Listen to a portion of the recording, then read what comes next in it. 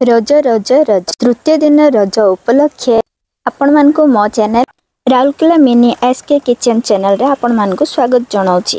एही channel T मोर नुआ channel मो चैनल रे प्रथम थर पई आस्थिले चैनल टी को सब्सक्राइब कर दियंतु एवं मते सपोर्ट करंतु, लाइक शेयर कमेंट भी करंतु, मते बहुत भलो लागिवो। वर्तमान आसंतु जानिबा जामुकोली रो पोड़ पिठा केमिति तयारी करबा। एठी मु चावल आ बिरी को गोटे गोटे कप रे नेची। राति रे ही याकु मु भिजै देइतिली 4 रु 5 घंटा जाय याकु भिजै के रखि दबा। तापरे याकु मिक्सी रे आमे देकी ग्राइंडिंग कर दबा। देखि पारतबे केते भलो भाबरे हेची।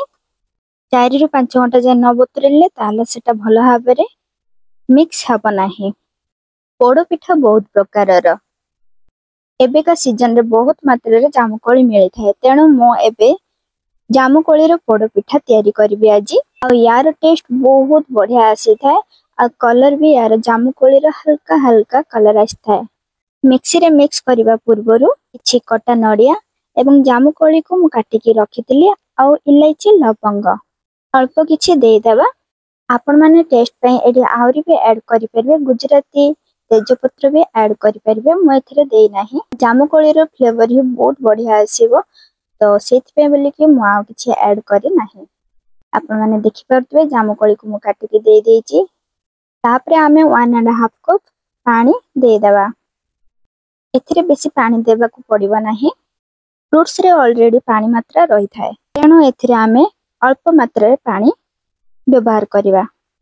एथिरे एबे आमे लूण ऐड कर देबा। हाफ टी स्पून मु नेइची। एथिरे मीठा पोड़ पिठा रे लूण टिके देइ देले तार टेस्ट बहुत बढ़िया आसी थाए, स्वादिष्ट हे थाए। जामुकोली रे बटरटा आपण माने देखि परतबे केते बढ़िया हेची। एरा कॉम्बिनेशन बहुत बढ़िया लागुची। केही भी एमिति तयारी करनांते, आपण माने तयारी करके देखंतु, बहुत बढ़िया लागियो। बैटर टी को किछि समय पे घोड़े की रखि देबा। तापरे मु एथिरे 1 कप सुगर पाउडर ऐड कर देइची। सुगर पाउडर ऐड कला परे कोन किछि समय पे रखि देबा, ताहाले बिरी आ चावल भलो भाबरे फुली जाय थाए, फଳରେ कि पिठाटी स्पंजी हे थाए एवं सॉफ्ट होय थाए। याकु भलो भाबरे फेंटी देबा। फेंटी देई केरी याकु घोड़े के रखि देबा किछि समय पय।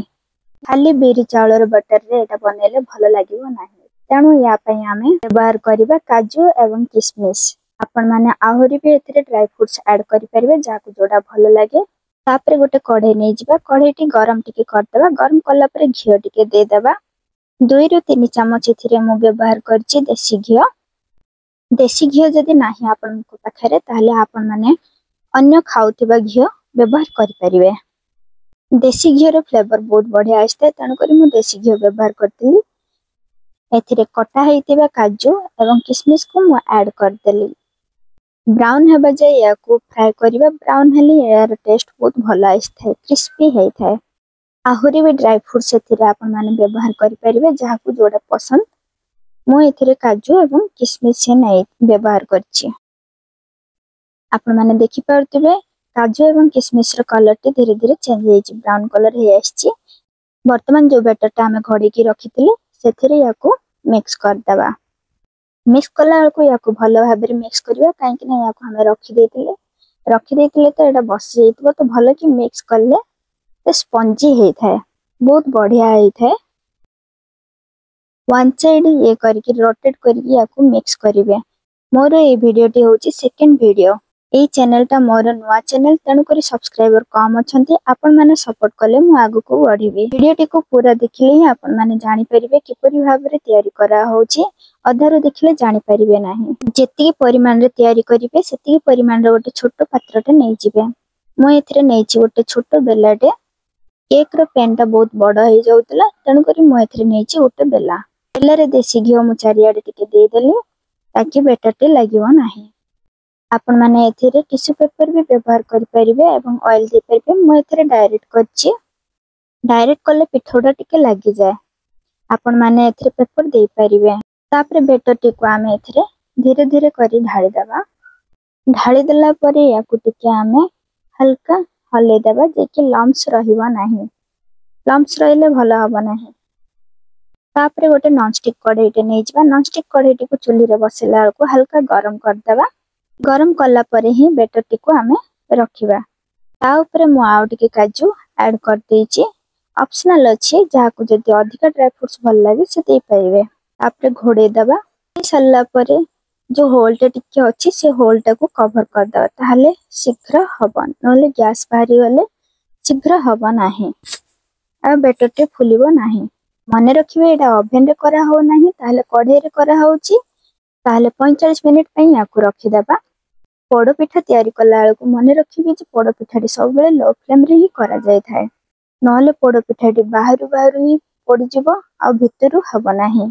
बैटर टिको टिके चेक कर दबा कि हेछि ना नाही बोली किरी जदि कंचालिया थिबो ताहले आ 5 रु 10 मिनिट जाय ताकू रखि दबा लो फ्लेम रे। गरम थिला समय रे जदि छुरी आपण जदि बुड़े कि देखुचंदी ताहले सेटा छुरी रे लागिवो। याकू 3 रु 4 घंटा पे ठंडा पे रखि देबा। ठंडा हैला परे ही याकू कटिंग करले छुरी रे लागिवो नाही।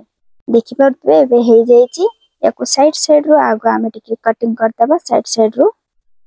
तापरे याकू गोटे प्लेट रे उल्टा करि दबा ताहले एडा बाहरी जिवो। बाहरी गला परे आपण माने देखि परतबे हल्का हल्का पड़ी जाईची सेटा ही होची पोड़ो पिठा। पोड़ो पिठार माने ही होची हल्का हल्का पड़ी जिवा। देखि परतबे केते बढ़िया हेची स्पंजी एवं कलर ता देखि परतबे हल्का जामुन कलर रा आसीची। आज पई एतिकी नेक्स्ट मु नवा रेसिपी नै के आसीबी। जय जगन्नाथ।